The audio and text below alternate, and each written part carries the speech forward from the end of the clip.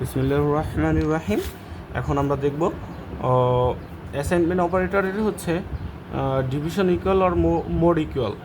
Division equal, এই division equal 5, অর্থাৎ একে 5 দ্বারা ভাগ করা হবে।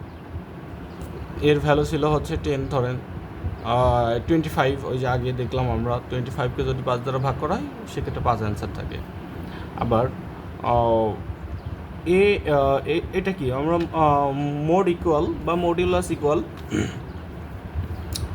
মডিউলাস ইকুয়ালের ক্ষেত্রে এই মডিউলাস ইকুয়াল 5 অর্থাৎ 25কে যদি আমরা 5 দিয়ে ভাগ করি, 5 × 5 = 25, সেক্ষেত্রে ভাগশেষ কিচ্ছু থাকছে না। ভাগশেষ না থাকার কারণে এর মান কম্পিউটার বুঝবে 0 আসে।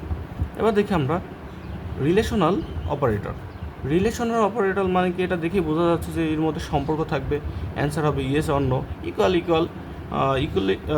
ইকুয়ালিটি কম্পেয়ার অপারেটরও বলা হয় এটাকে। ইকুয়ালিটি নির্ণয় করার জন্য আমরা সাধারণত এই ইকুয়াল চিহ্ন ইউজ করি বা অপারেটর ইউজ করি।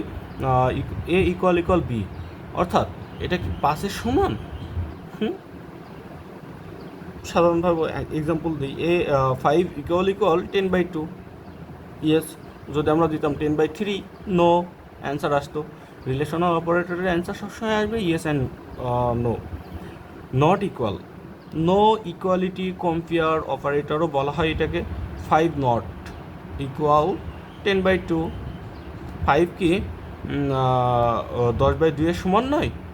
না, সমান না।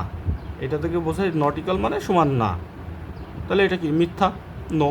আর যদি 5 নট ইকুয়াল 5/3 হতো, তাহলে 5 হচ্ছে নট ইকুয়াল 10/3, সেক্ষেত্রে এটা কি ইয়েস আসতো।